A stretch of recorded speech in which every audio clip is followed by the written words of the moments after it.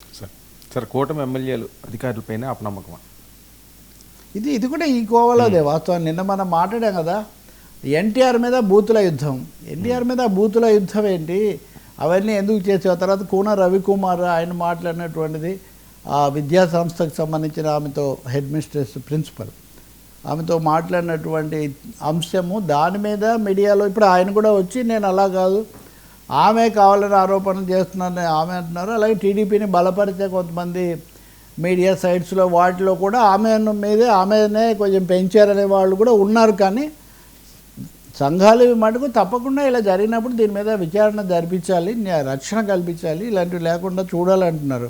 కానీ కూన రవికుమార్ మీద తెలుగుదేశం మీడియాను బలపరిచే వాళ్ళు కూడా రకరకాల కథనాలు, అంటే రెండోసారి గెలిచిన తర్వాత వరుసగా వివాదాలు చిక్కుకుంటున్నారు, ఈయన తగు జాగ్రత్తలు తీసుకోవట్లేదు. ఒకటైతే నిజం, మీకు కూడా గుర్తుండే ఉంటుంది, ప్రభుత్వం ఏర్పడిన మొదట్లో ఆయన కొంత తీవ్రంగా మాట్లాడడం, శాసనసభలో కూడా 1-2 సార్లు సభాపతిగా ఉన్నటువంటి ఆయన పాత్రుడు గారు కూడా కొంచెం చెప్పడం, ఇట్లాంటివి కూడా కొన్ని జరిగాయి. ఆయన అయితే ఈ బ్యాచ్లో లేరు, ఖచ్చితంగా ఎస్టాబ్లిష్మెంట్ బ్యాచ్లో లేరు.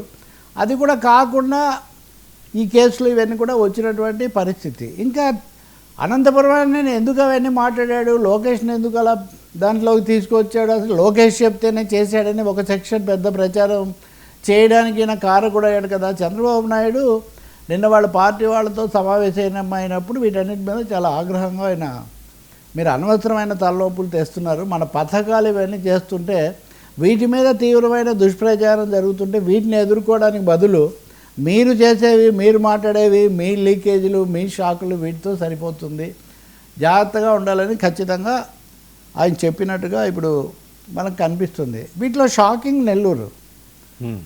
నెల్లూరులో శ్రీకాంత్ అనే ఒక rowdy sheeter or whatever criminal background ఉన్నాయి, ఆయన జైల్లో ఉన్నాడు.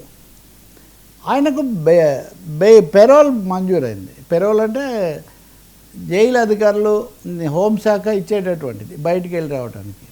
ఆయనకు పెరోల్ మంజూరైంది అన్నప్పటి నుంచి మీడియాలో, అంటే ఆ మీడియాలో కూడా, మళ్ళీ ఆ మీడియా ఈ మీడియా అనుకుంటే, ఆ మీడియాలో కూడా పెరోల్ ఎలా వచ్చింది, హోంశాఖ ఏం చేస్తుంది, హోంశాఖ మంత్రికి తెలియకుండా ఇది వచ్చిందా, ఇలాంటి కథనాలు చాలా ఎక్కువగా వచ్చాయి. వచ్చిన తర్వాత కూడా ఈ లోపల నెల్లూరులో ఒక ఆమె అరుణ అనే ఆమెకి లేడీ డాన్ అని మీడియాలో అంటున్నాను, నాకేం వ్యక్తిగతంగా అంతకు తెలీదు, మీడియాలో వచ్చిందని బట్టి ఆమె చాలా అనుచిత ప్రభావం చూపిస్తూ వచ్చారు పోలీసుల మీద, రాజకీయ నాయకుల మీద, సెటిల్మెంట్లు వీటన్నిటిలో కూడా ఆమె ప్రేరణ వల్లనే, ఆమె ప్రోద్బలంతోనే ఈయన బెయిల్ సంపాదించగలిగాడు అని. అయితే ఈ బెయిల్ రావడానికి అధికార పక్షం కూటమికి సంబంధించిన వాళ్ళు కూడా కొంతమంది సహకరించారు, లేకపోతే బెయిల్ వచ్చేది కాదు. అంటే ఈ అంతర్గతంగా మిగతా రెండేమో లీకులు, ఆరోపణలే, ఇది స్పెసిఫిక్గా పెరోల్ వచ్చి ఆమె కూడా మాట్లాడుతున్నారు. ఆమె ఈరోజు ఒక ట్వీట్ పెట్టారు, ఏమని, నిన్ను ఉపయోగించుకున్న వాళ్ళందరూ ఎవరు ఇప్పుడు మాట్లాడడం లేదు, నేను ఏదన్నా మాట్లాడితే నా నోరు తెరిస్తే నన్ను పీకే నొక్కేట్టుగా, ఇట్లాంటి భాష, నా ప్రాణం పోతే మటుకు ఉపయోగం ఉంది, స్వేచ్ఛగా ఉండలేనప్పుడు, కాబట్టి ఏదేమైనా నేను మాట్లాడతానన్న పద్ధతిలో ఆమె చెప్పారు. అంటే ఈ స్థాయిలో ఒక వివాదాస్పదమైనటువంటి వ్యక్తులు, వాళ్ళతో కూటమికి సంబంధించిన వాళ్ళ మద్దతు ఉందా, కూటమికి సంబంధించింది లేకపోతే అధికారులు దాన్ని ఉండరు కదా, అధికారులు ఎవరు అంటే చాలాసార్లు మీరు చూస్తారు కదా, తిరుపతిలో కూడా మనం ఇదే చూసాము, అనంతపూర్లో కూడా ఇదే చూసాము. అంటే మన ప్రభుత్వం వచ్చినప్పటికీ కూడా గత ప్రభుత్వంలో అధికారం చెలాయించిన వాళ్ళు ముఖ్యులు వాళ్ళే ఇంకా వాళ్ళ ప్రభావం కొనసాగుతుందనే ఒక అసంతృప్తి ఇక్కడ ఉన్నప్పుడు నెల్లూరులో చాలా స్పెసిఫిక్గా ఈ లేడీ డాన్ అంటున్నారు, వాళ్ళు అంటున్న మాట చెప్తున్నాను, నా మాట కాదు.